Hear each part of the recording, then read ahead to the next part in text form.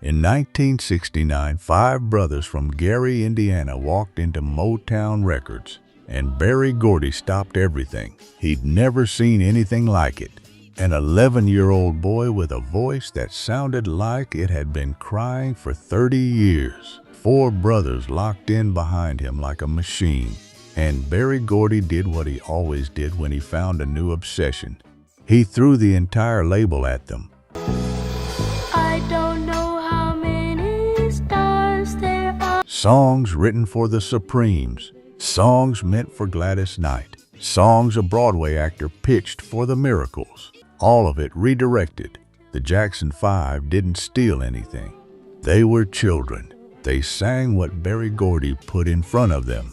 The real story happened in the boardroom, and the artists who got bumped, most of them never fully recovered.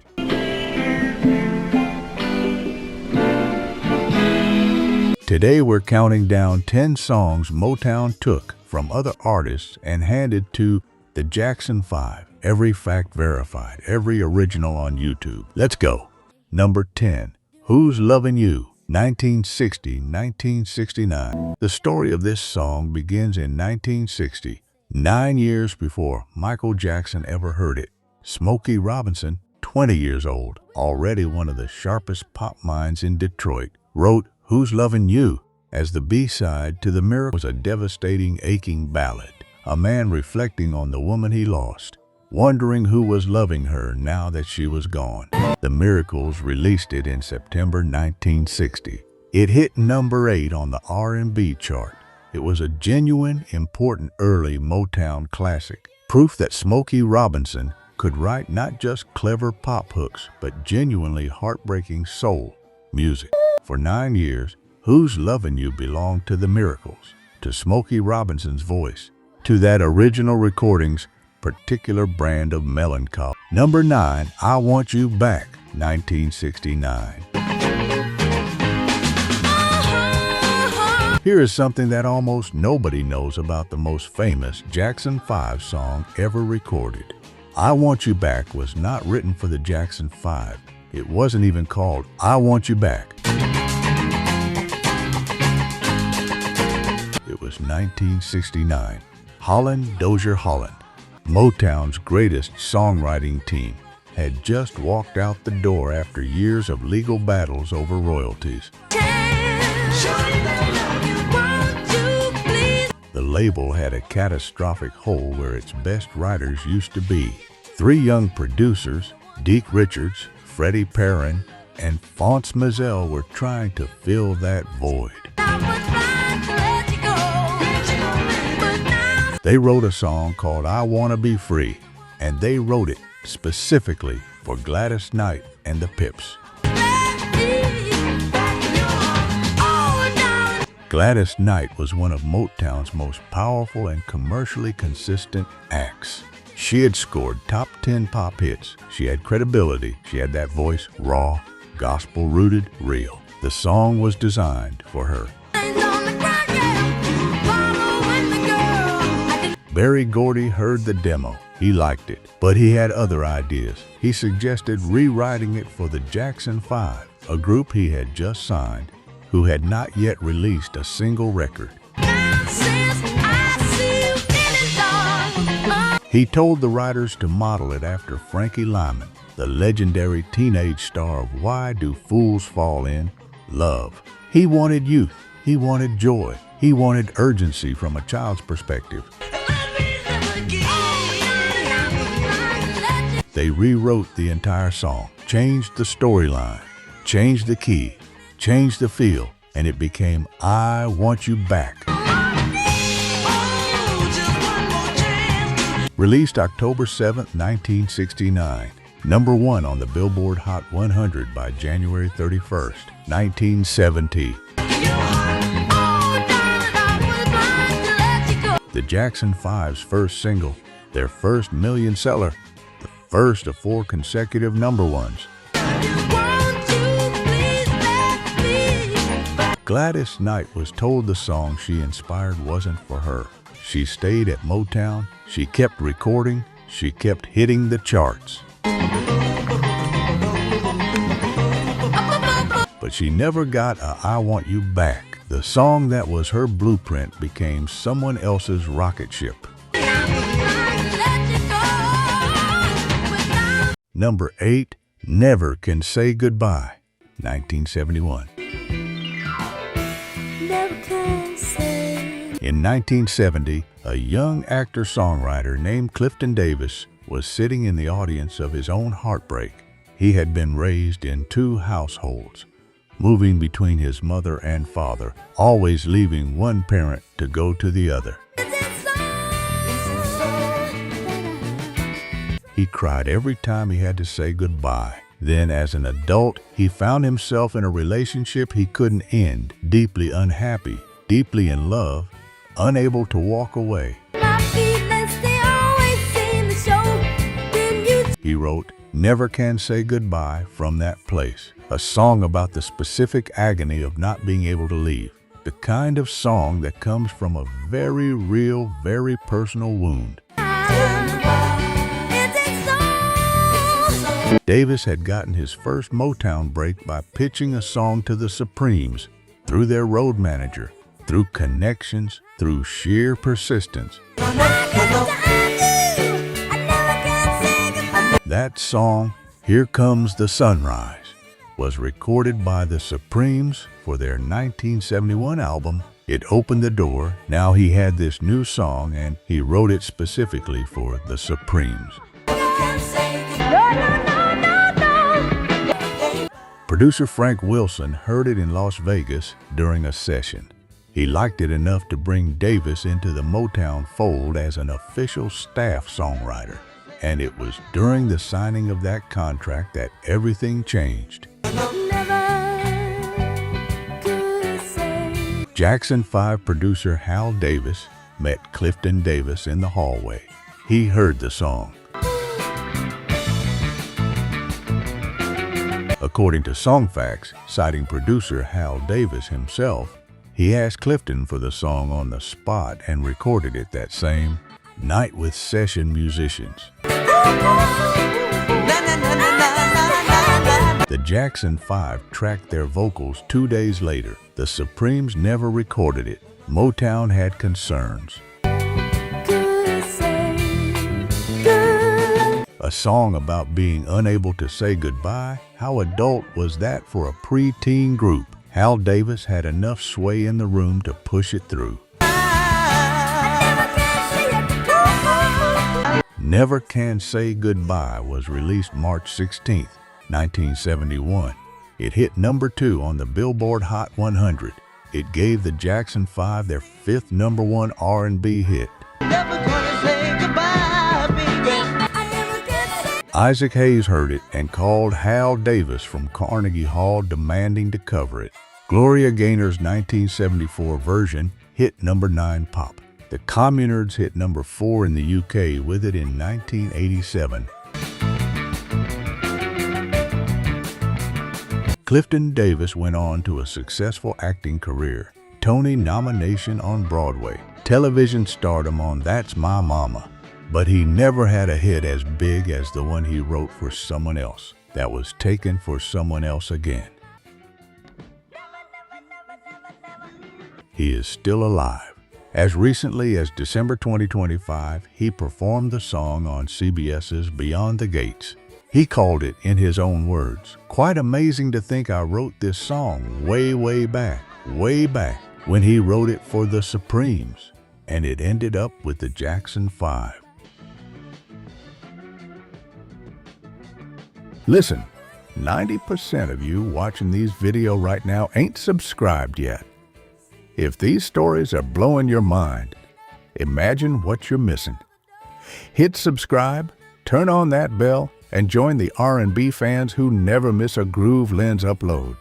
Number 7, Looking Through the Windows, 1972.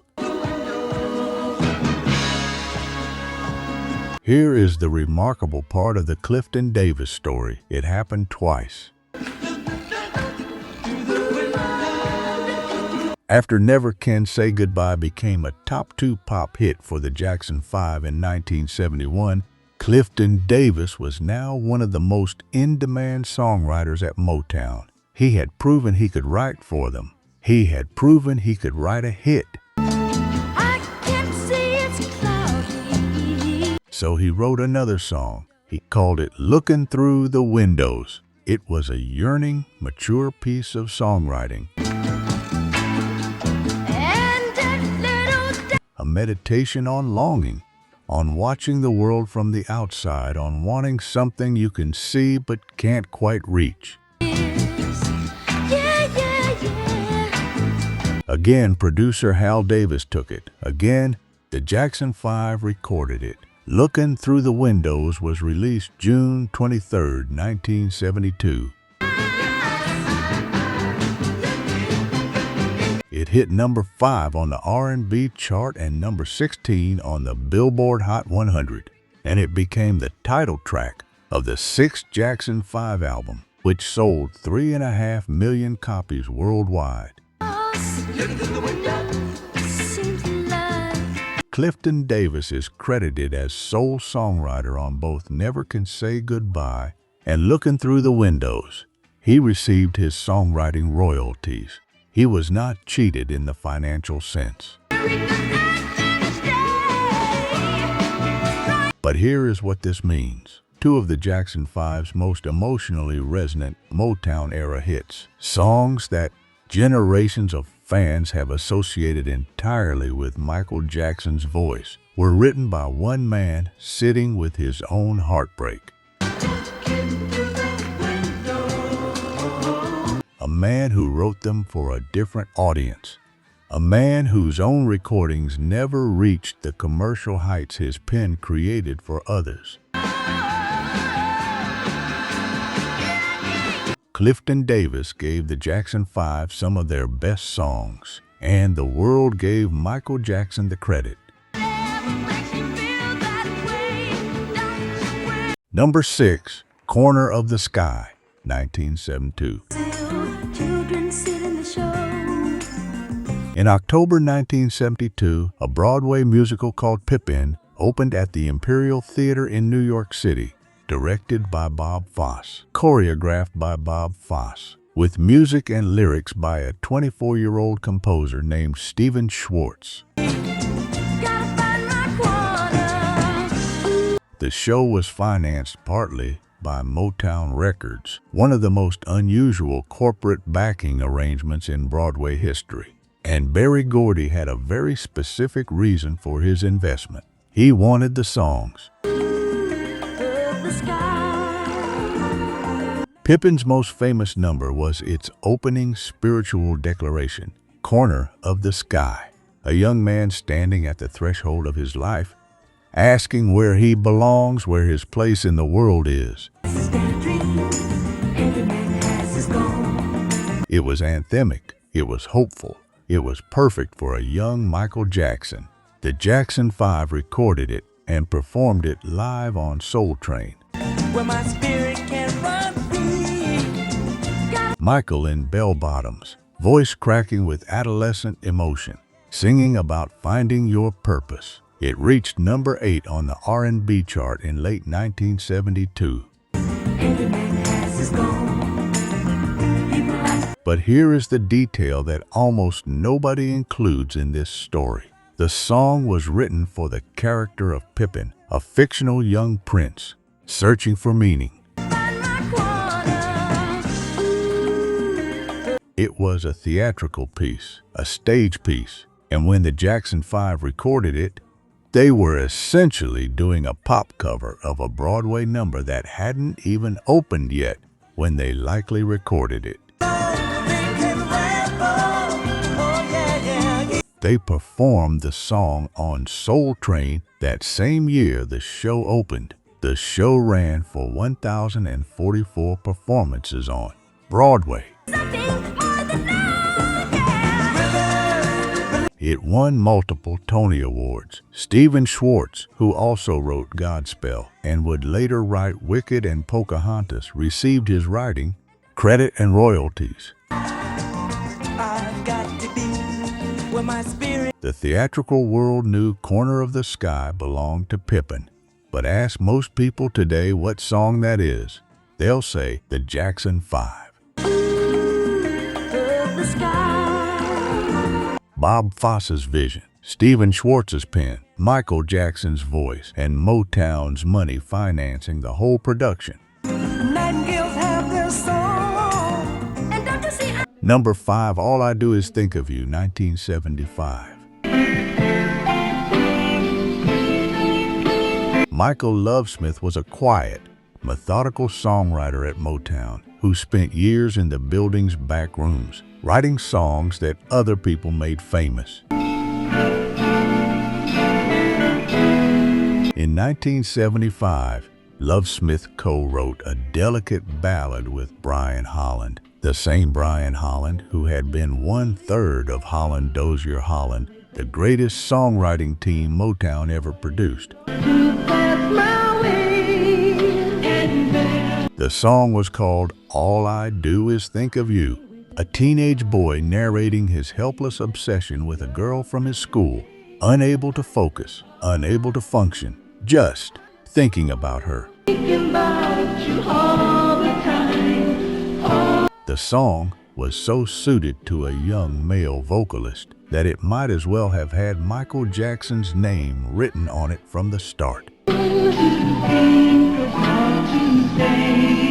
Lovesmith produced the session himself, and the Jackson 5 recorded it in February 1975 at the Motown Recording Studios in Hollywood.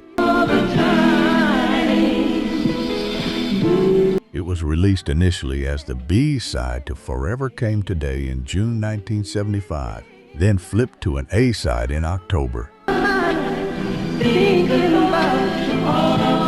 It peaked at number 50 on the R&B chart, modest by Jackson 5 standards. The group was leaving Motown.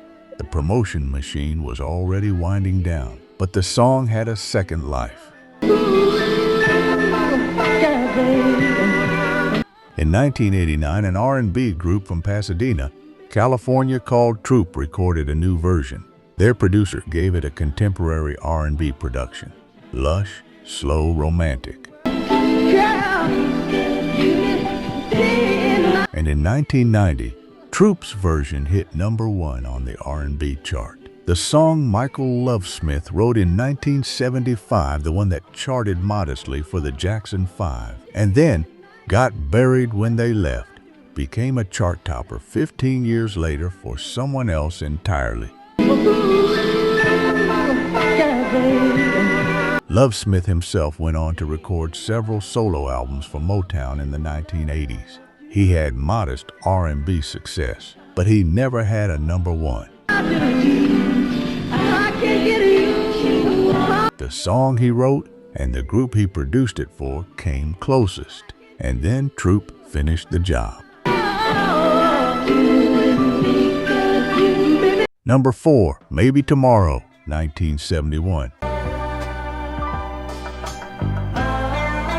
In 1971, the Temptations were one of the biggest acts in Motown history. 5-part harmony, iconic choreography, David Ruffin's rasp, Eddie Kendricks's falsetto, Norman Whitfield's psychedelic productions.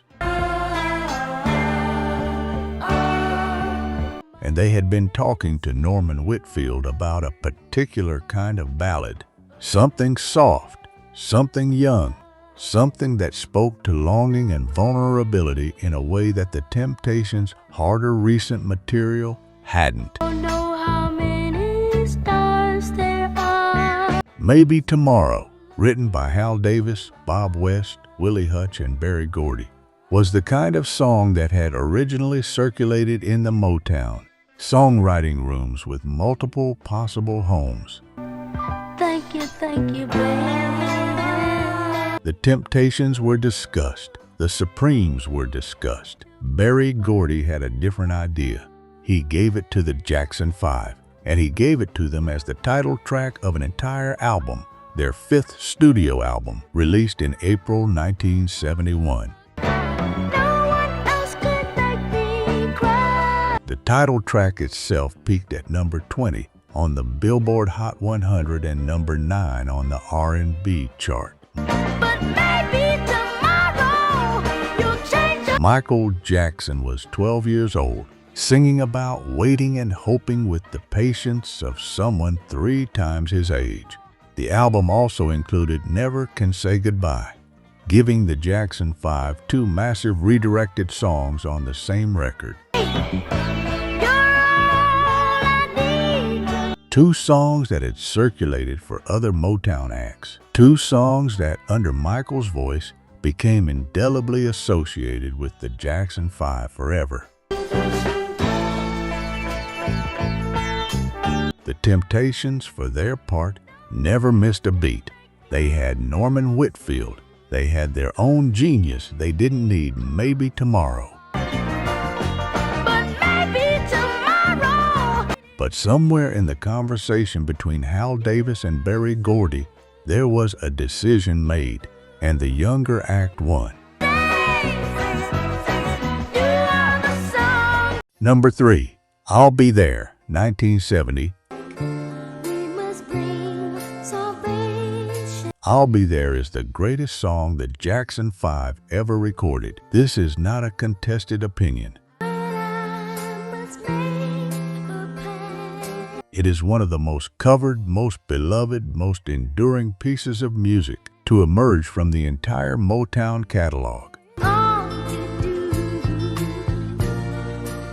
It was written by Berry Gordy, Hal Davis, Bob West, and Willie Hutch. It was produced by Hal Davis, and it was built consciously, deliberately for the Jackson 5. So why is it on this list? Because of Willie Hutch. Willie Hutch, born William McKinley Hutchinson in Los Angeles in 1944, was one of the most gifted and most chronically undervalued artists in Motown history. He was a songwriter, a producer, an arranger, and an artist in his own right.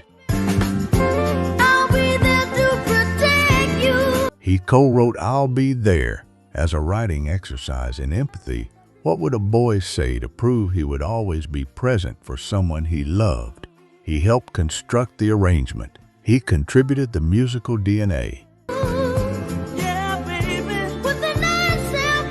Then the song went to the Jackson 5, and it hit number 1 on the Billboard Hot 100 and stayed there for 5 weeks in the fall of 1970.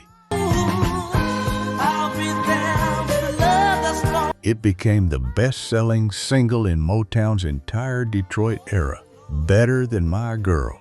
Better than I Heard It Through the Grapevine. Better than anything Berry Gordy had released in 11 years. When Willie Hutch finally got his own chance to record at Motown, his debut album, The Mac, in 1973, he produced one of the finest soul albums of the decade, acclaimed by critics, loved by funk fans and sample hunters for 50 years. But he never had a I'll Be There. The song he helped build for someone else was the biggest song in Motown history. He died in Dallas, Texas on September 19, 2005. He was 60 years old. His name is on the writing credit of the greatest Jackson 5 song ever made, and most people have no idea who he is. Number 2, Mama's Pearl, 1971. In 1969, Holland Dozier Holland walked out of Motown. 3 of the most prolific hit makers in American music history gone. They had written Stop, In the Name of Love, Reach Out, I'll Be There, How Sweet It Is, Heat Wave, dozens of number 1s. They were Motown's engine, and when they left, Berry Gordy built a replacement. He called them the Corporation. Berry Gordy, Deke Richards, Freddie Perrin, and Phonce Mizell. The Corporation's mandate was simple. Write hit songs for the Jackson 5, not for the Temptations, not for the Four Tops, not for Marvin Gaye, specifically for the Jackson 5. Mama's Pearl, released in January 1971, was a direct product of this system. The corporation wrote it, the corporation produced it, and the corporation had originally workshopped versions of the underlying groove and chord structure in sessions that also touched on material they were developing for other Motown acts, including ideas that had been generated for Four Tops recordings. The song hit number 2 on the Billboard Hot 100 and number 4 on the R&B chart in early 1971, another massive hit, another corporation creation built entirely around Michael's voice and the Jackson 5's momentum. But here is what the corporation system meant in practice. Songwriters at Motown, freelance writers, staff writers, outside contributors would pitch ideas into the room. Some of those ideas had originally been pitched to other acts. The corporation would absorb them, reshape them, and redirect them toward the Jackson 5, because that was the assignment. Individual songwriters who had imagined their ideas being developed for Marvin Gaye or the Four Tops watched them emerge reborn as Jackson 5 singles, with no individual credit for the original pitch, no acknowledgement of the redirect. The corporation was a machine, and the Jackson 5 were its output. Number 1, ABC 1970. We told you the beginning of the I Want You Back story at number 9. Now here's the part we left out. When I Want You Back hit number 1 in January 1970, and then ABC hit number 1 in April, and then The Love You Save hit number 1 in June, and then I'll Be There hit number 1 in October. Something extraordinary and heartbreaking happened at Motown Records simultaneously. The Four Tops were one of the greatest vocal groups in American music history. Levi Stubbs, Abdul Duke Fakir, Lawrence Payton, Ronaldo Obi Benson, 4 men who had recorded together since 1954. 16 years of loyalty to each other and to Motown. When the corporation was built specifically to feed the Jackson 5, songs that might have gone to the Four Tops, the same label, the same building, the same pool of writers, went to 5 brothers from Gary, Indiana instead. ABC, written and produced by the corporation, was built on a school-themed metaphor that the Four Tops had explored in adjacent lyrical territory before. The energetic call and response structure, the lesson as love story framing, these were elements that Motown writers had workshopped in various forms, but Gordy had made his decision. The Four Tops left Motown in 1972. They signed with ABC Dunhill Records the same year the song called ABC had already made the Jackson 5 into global superstars under Motown's banner. Gladys Knight and the Pips left Motown in 1973. They signed with Butter Records. And in 1973, their first year away from Motown, they released Midnight Train to Georgia. It hit number 1 on both the pop and R&B charts simultaneously. It won the Grammy for Best R&B Vocal Performance. The song that Berry Gordy's machine had not given her, the success that had been redirected toward the Jackson 5, that energy, that investment, that songwriting firepower left a void in the careers of Gladys Knight. The Four Tops and other Motown veterans that many of them spent years recovering from. The Jackson 5 were extraordinary. Michael was a generational talent. None of this is their fault, but Berry Gordy, in his burning excitement about what he had found in Gary, Indiana, reorganized an entire label's creative resources around 5 children. And the artists who got moved out of the way, they had to find their midnight train to Georgia somewhere else. That is the real story of what Motown took from its own artists and gave to the Jackson 5.